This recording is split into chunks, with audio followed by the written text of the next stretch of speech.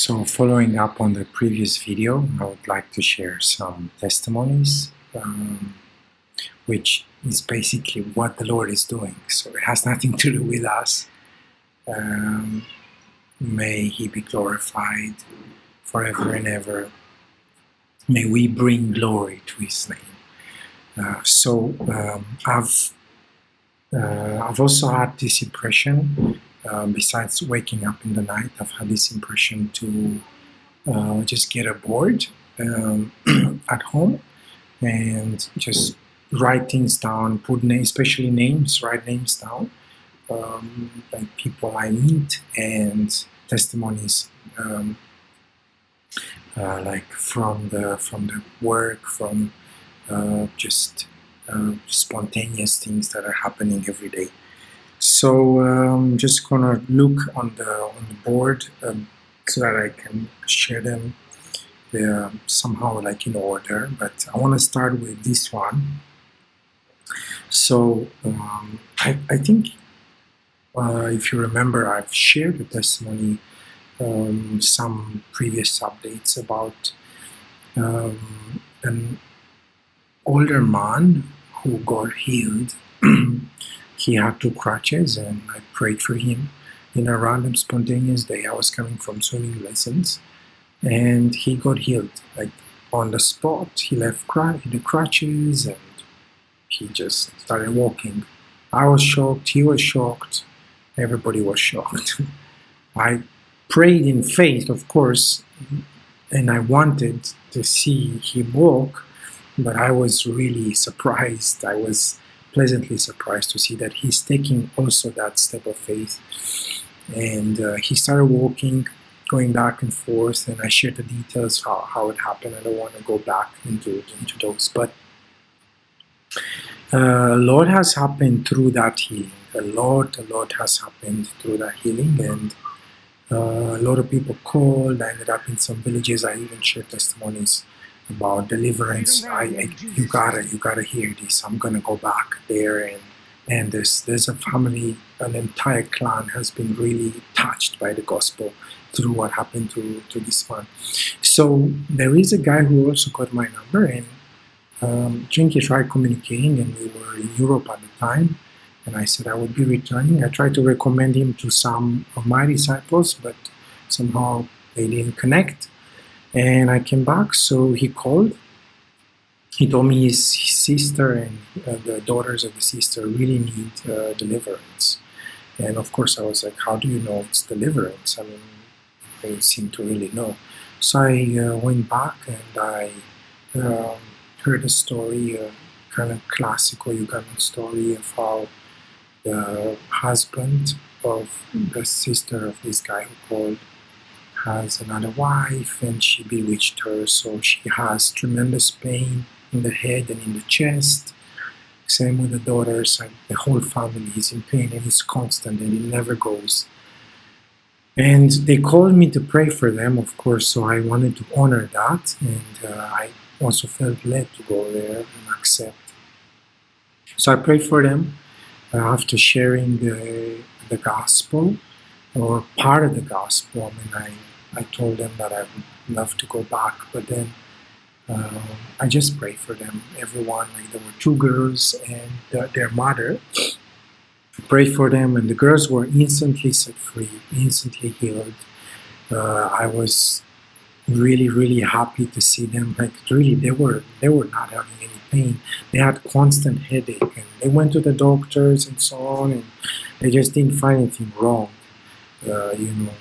Physically speaking, there was something spiritually wrong. So prayed for them. Thank God they got set free, and I'm very happy to hear. The mother though did not. And I prayed for her a couple of times, and it seemed nothing was really happening until the next day. And then they got back to me the next day and said that they're, for the first time in a long time, they've been free from pain, and they've been able to rest well, sleep well. So that was really amazing how through this healing the Lord took me to this house. And another daughter came later. So she has 3 daughters, and herself, her husband is a soldier. who is far away from home. Let me say that.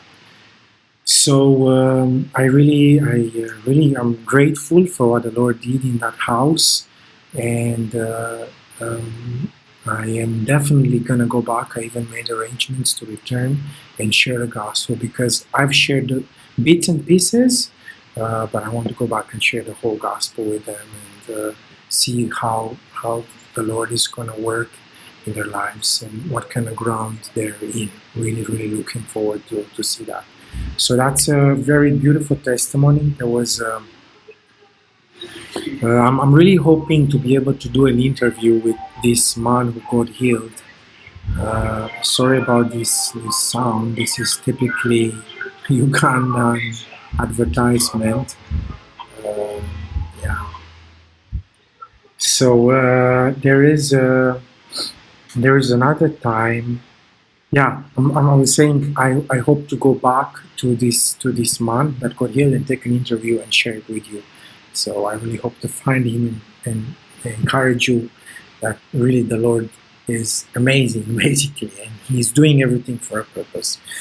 There is another time we had a very powerful time, and I think it's just flowing out from this intimacy and this time that the Lord is helping me to set aside for Him. And we were just out. Like, the kids really love this Ethiopian restaurant, and we were out with the kids and just eating what they love.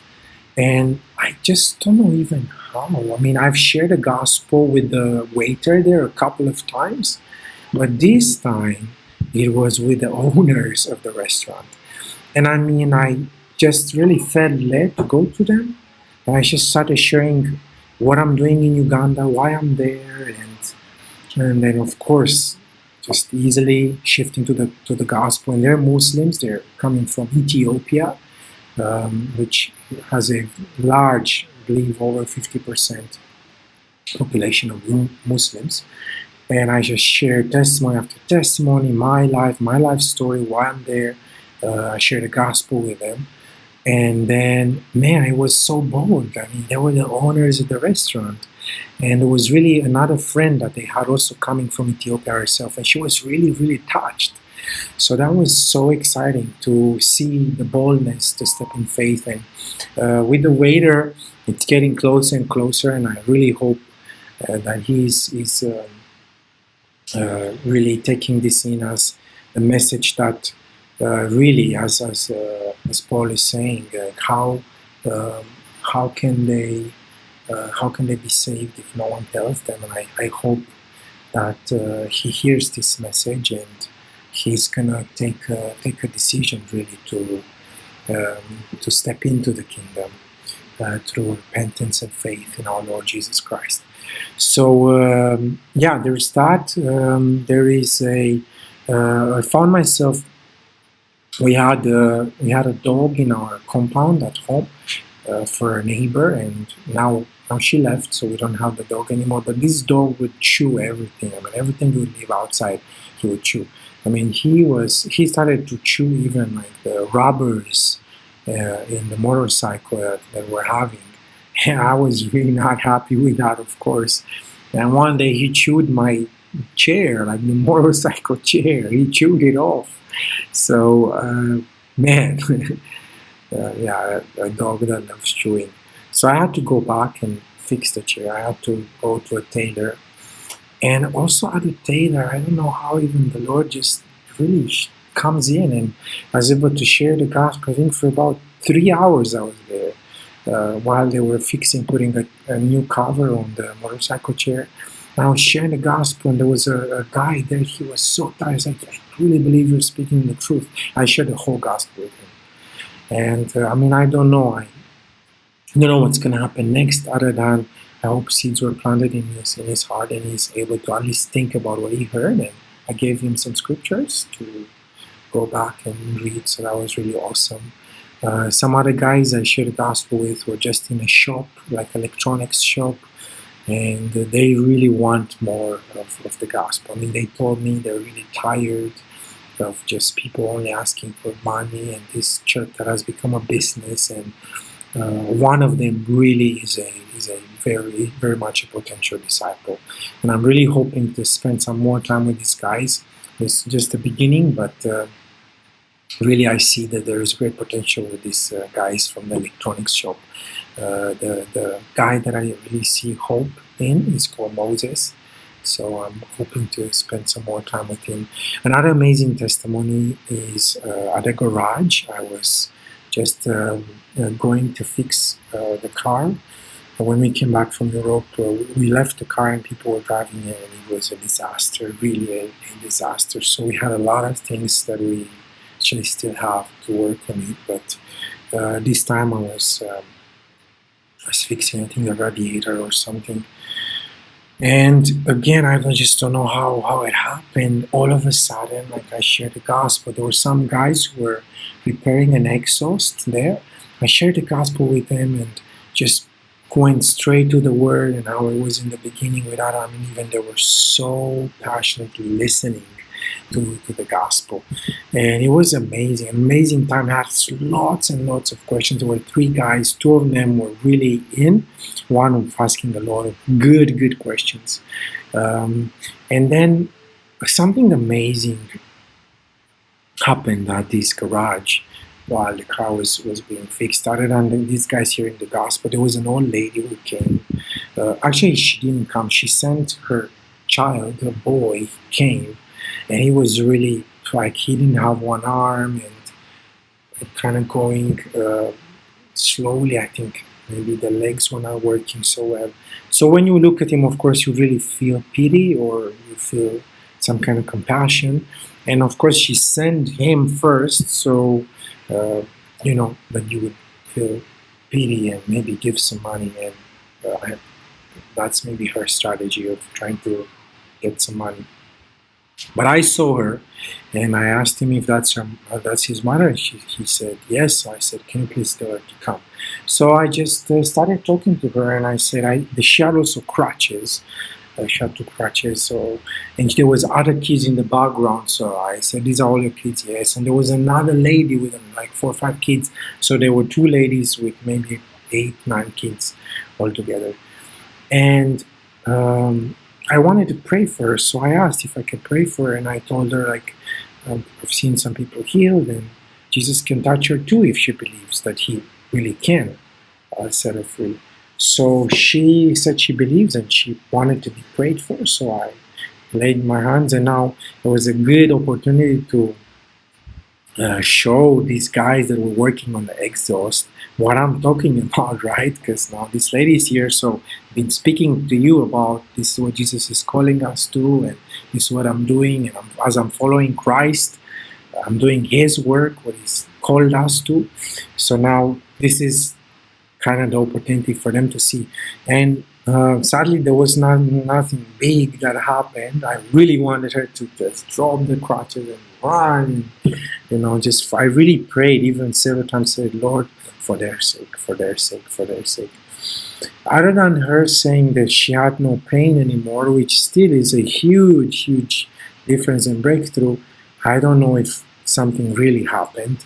But I prayed for her. And they saw that I'm trying to put the faith I was talking about into practice. And I told her to try to walk without crutches. She tried a bit. I don't know. I just don't know if she really experienced any kind of healing.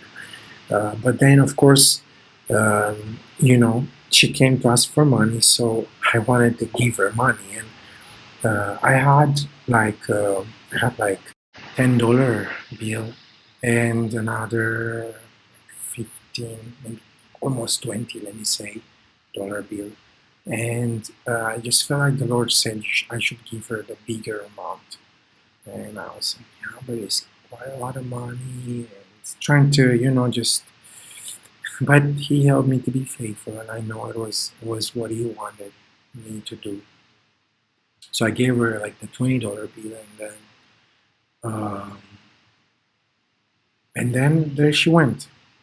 A couple of days later, friends wrote to me that the Lord has really put him on his heart, and he wants to send some money. He sent $1,000.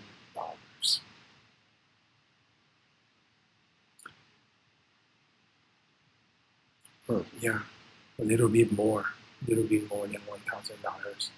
And they were like, what's happening? And then the Lord reminded me of this lady, and I mean, the multiplication is how much? 50 times more than what we gave. And that really blew me away. And I kind of want to say, Lord, whatever you say, whatever you say, I'm going to do. And really, these things really teach you that He is way and beyond. He goes way and beyond. So when this friend said, like, just a couple of days later, he's really been on his heart to send some money and so on, I should send him our account and so on. And I was like, okay, and I sent him. And but then to see the amount, 50 times more than what we gave. That's only the Lord can do that.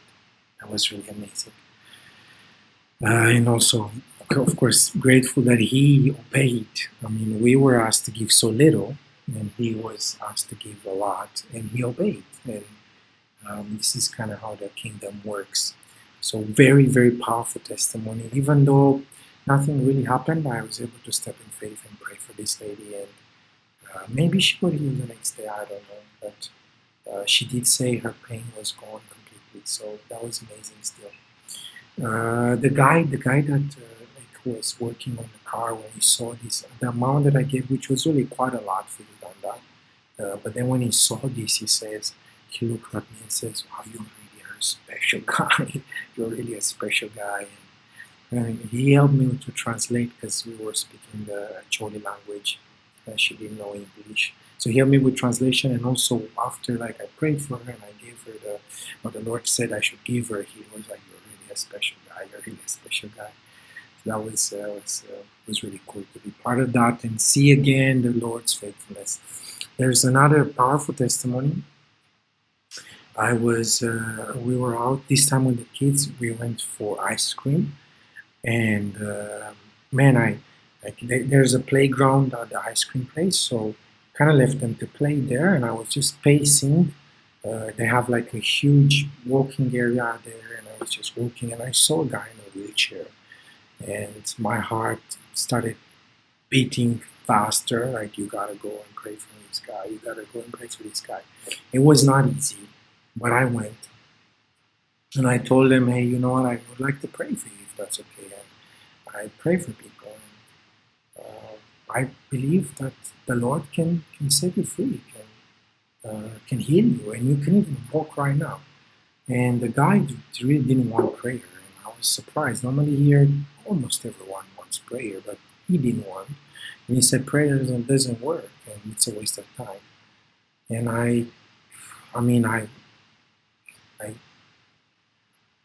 starting to hear more of his testimony.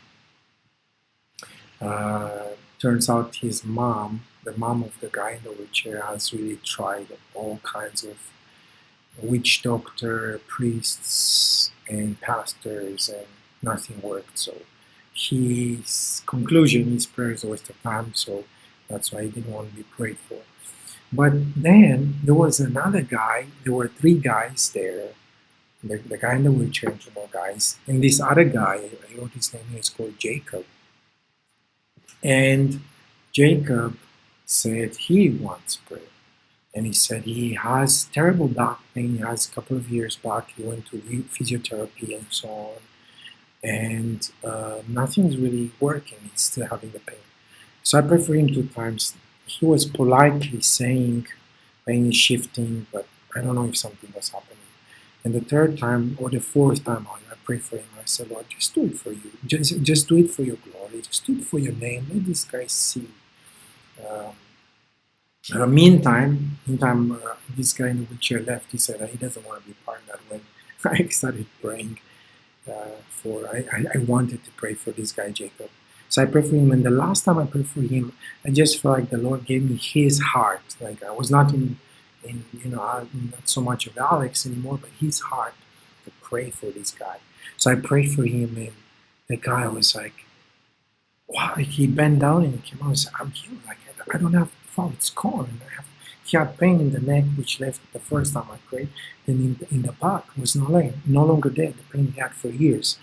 So when he saw the third guy, like when he saw, they were friends, so he must have known what his friend is going through. So when he saw, it's like, man, there's somebody I really need to come and pray for. So that's kind of how it works, and then you end up going in different places, preaching the gospel, praying for people. And this other guy, he has a lot of questions about the Lord.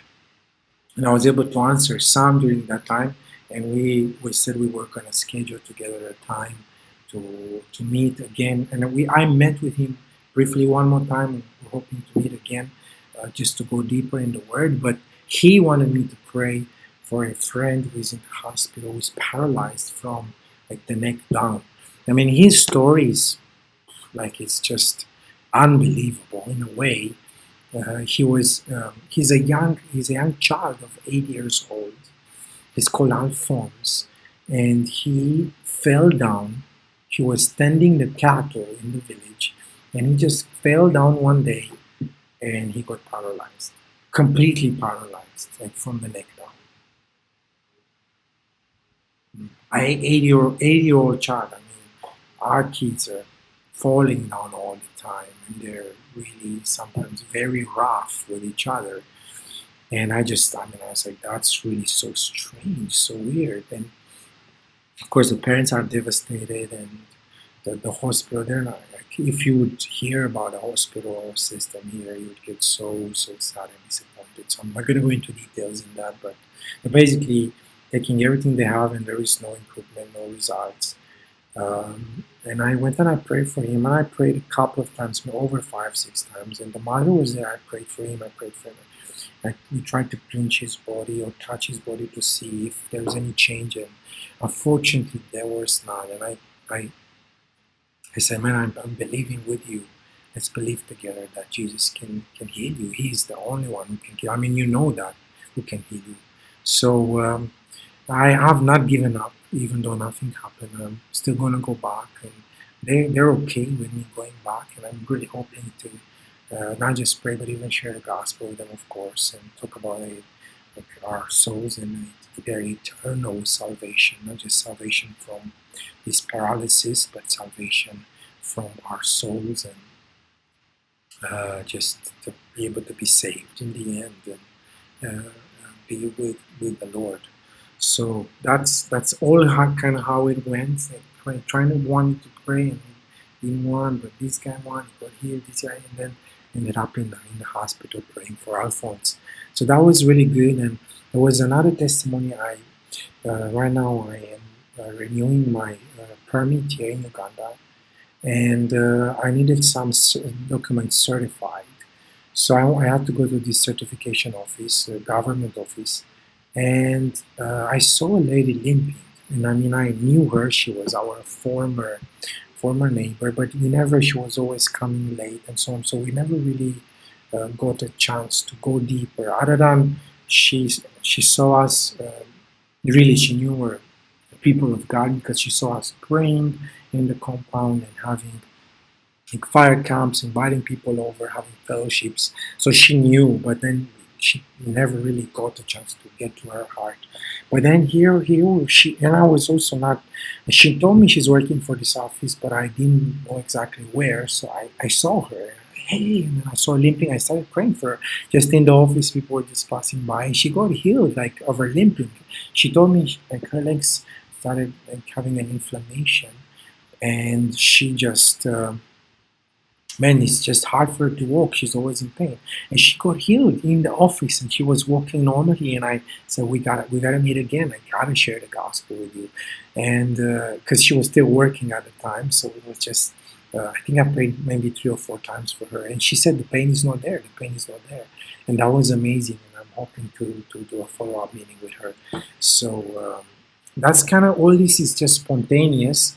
as you can imagine, because my wife has been pregnant and we don't have anybody else at home. I've been spending quite a bit of time home before her delivery and even after her delivery.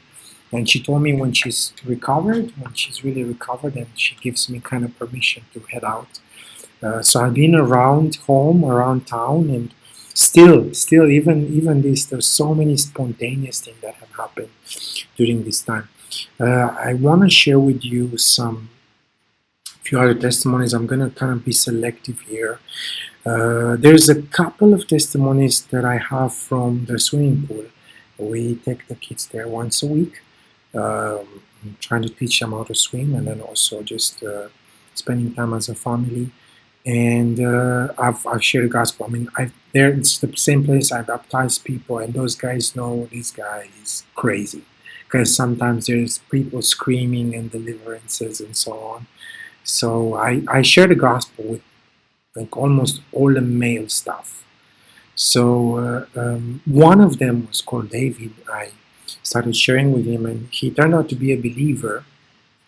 But what I was sharing is just about the life of a disciple, and he told me he really wants to know more, to be discipled, and even his church, his pastor, he's part of the leadership team in his church. So yeah, really looking forward to see how that time is going. I'm still scheduling for a time to go and have a training in their church, but more especially him, to spend more time with him.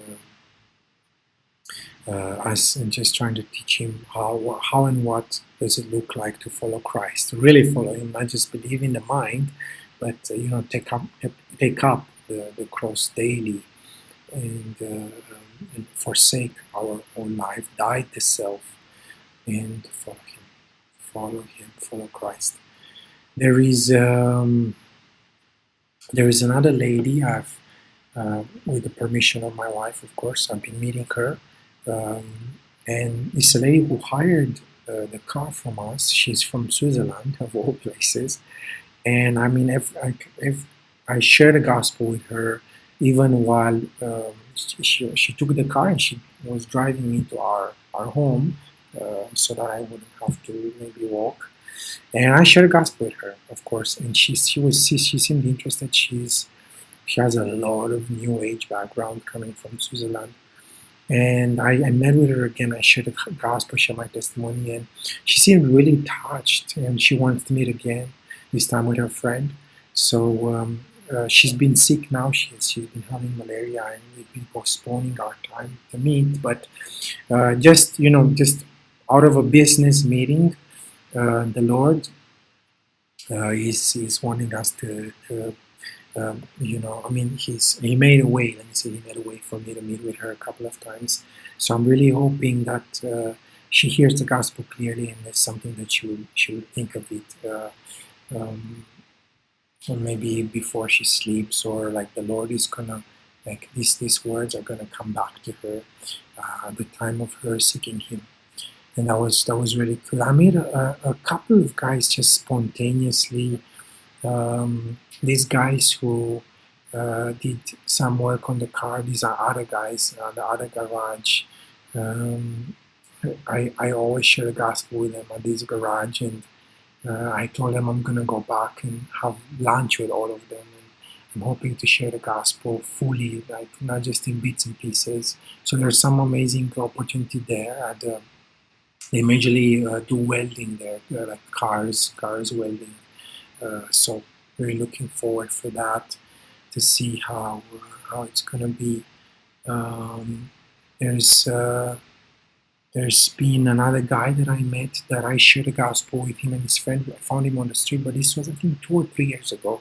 So spontaneously I met him again, and he was like, "Alex, I'm spending time in the Word. I'm reading the Bible." And before he was just into music, like this musician, worldly music, and so on. So I was really shocked, and I believe the Lord just brought him in my path again for a reason, and really looking forward. There's some testimonies from out of town. This place called Pader. Man, I'm gonna go back there soon, and there's some amazing testimony of deliverance and entire household seeing the power of God. So there's this guy that he kept calling me to go back, that his entire family has experienced the Lord, because we went there and we baptized a couple of people and there was deliverance. So I'm going to go back there. There's a guy from Printery. I shared from a Printery. I shared a bit the gospel and said he's really interested. I'm hoping to follow up with him. There's a guy at the university called Collins, and I'm hoping to go back and meet with him. He was recommended to a friend that I baptized. It's like, this guy is really hungry, you should get in touch. With the God's grace, I met you. Then you said, what happened? Then I started explaining. Then you said, let me pray for you. That's how I got my delivered now. And my leg is now. And your leg is completely fine now. You can see. Like the swellenness is not there. Because these shoes, Yeah. when I put on, it will be Bigger. bigger. Hey. Yeah. Okay. Yeah. Praise the Lord for that. Amen. Thank you, Jesus. Amen.